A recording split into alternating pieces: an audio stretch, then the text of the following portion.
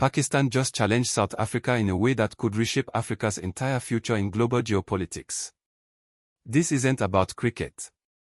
This is about economic warfare, nuclear diplomacy, and why the West is watching very closely. What we are witnessing between Pakistan and South Africa right now represents something much bigger than bilateral relations. It's a clash between two nuclear powers, two emerging economies, and two very different visions for the global South. And the outcome could determine whether Africa rises as an independent force or remains dependent on outside powers. Today we are breaking down the real tensions between these nations, why it matters for every African watching this, and what it means for Africa's position in the new world order that's emerging. Let's start with the foundation. Pakistan and South Africa have a relationship that goes back decades, but it's always been complicated. During apartheid, Pakistan was one of the first Muslim nations to cut diplomatic ties with South Africa in 1961. Think about that timing. Pakistan took a stand against racial oppression when many Western nations were still doing business with the apartheid regime. But here's where it gets interesting. After 1994, when Nelson Mandela came to power, Pakistan expected South Africa to return the favor. They wanted South Africa's support on Kashmir, on their conflicts with India, and on their position in the Islamic world. South Africa said yes to diplomatic support but drew the line at anything that might complicate their own relationships. Fast forward to today, and we are seeing these old tensions explode in new ways.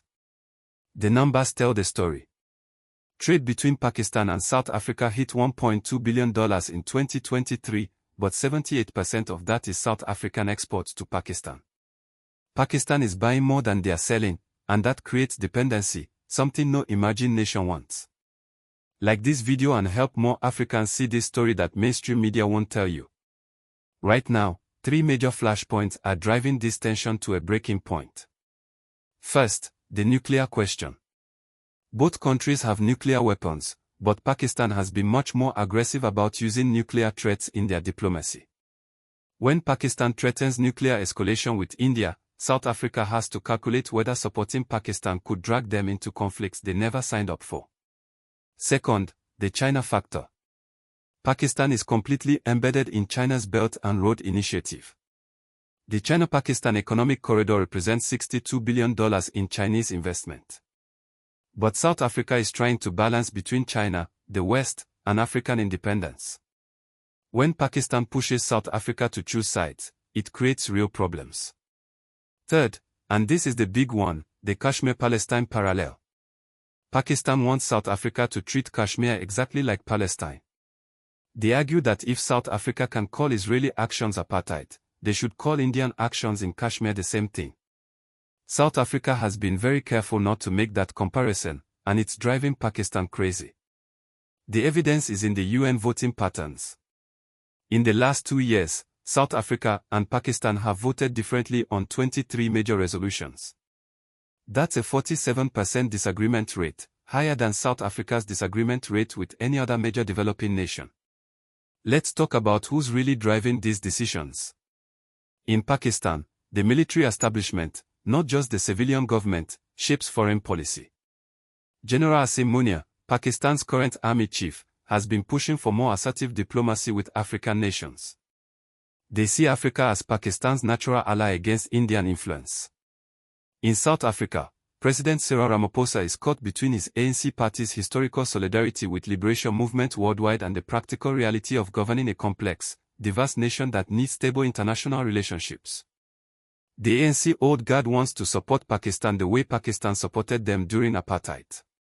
But Ramaphosa knows that South Africa can't afford to alienate India, which is a major trading partner and fellow BRICS member. Then there's the business lobby. South African companies like Sasol and MTN have significant interest in both Pakistan and India. They are quietly pushing the government to avoid taking sides in Pakistan-India disputes because it could cost them billions in lost opportunities. Subscribe for honest, Pan-African analysis you won't find on CNN or BBC. Here's why this matters for every African watching this video.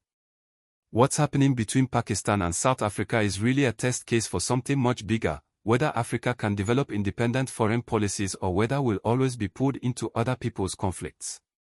Pakistan is essentially asking South Africa to choose between African interest and Islamic solidarity.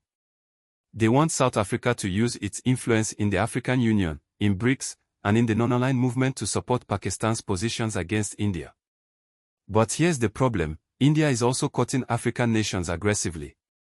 India just committed $12 billion to African development projects over the next 5 years. They are offering debt-free loans, technical assistance, and access to Indian markets. If South Africa alienates India to support Pakistan, other African countries might lose access to those Indian opportunities. This is exactly the kind of choice that has kept Africa weak for decades. We get forced to pick sides in other people's conflicts instead of focusing on African unity and African interest. But there's another way to look at this. Some analysts argue that South Africa is actually showing African leadership by refusing to be drawn into the Pakistan-India rivalry. By maintaining relationships with both countries, South Africa keeps options open for all of Africa. So what does this mean for Africa's future? The Pakistan-South Africa tension is really a preview of the choices Africa will face as we rise economically and politically.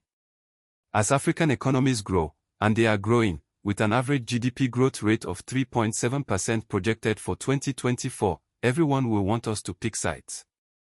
China will want us to choose them over the West. The West will want us to choose them over China. Middle Eastern countries will want us to choose them over their rivals. The Pakistan-South Africa situation shows us that we need to develop our own framework for making these decisions. Here's what I think is the real lesson: Africa needs to stop being reactive and start being strategic. Instead of letting Pakistan or anyone else set the terms of our international relationships, we need to ask, what serves African interest? If supporting Pakistan on Kashmir doesn't bring concrete benefits to African people, why should we do it just because of historical solidarity? If alienating India cost us development opportunities, why should we sacrifice African progress for someone else's conflict? The future I see is an Africa that engages with everyone but commits to principles, not personalities. We support human rights everywhere, in Kashmir, in Palestine, in Myanmar, in our own countries. But we don't let other people's conflicts determine our foreign policy. Pakistan and South Africa both have things to offer each other. Pakistan has expertise in agriculture, textiles, and defense technology. South Africa has mining expertise, financial services, and continental connections. The smart play is building that economic relationship while keeping political disagreements from destroying mutual benefits. This is exactly the kind of mature, strategic thinking that will make Africa a real player in global affairs instead of just being a battlefield for other people's ambitions. What do you think? Should African countries prioritize historical solidarity or practical benefits in their international relationships? Drop your thoughts in the comments below. And if you want more analysis like this that puts African interests first, make sure you're subscribed because we're just getting started. Next week, we're diving into how Nigeria is quietly building the strongest military in West Africa, and why that's making France very nervous. You don't want to miss that story.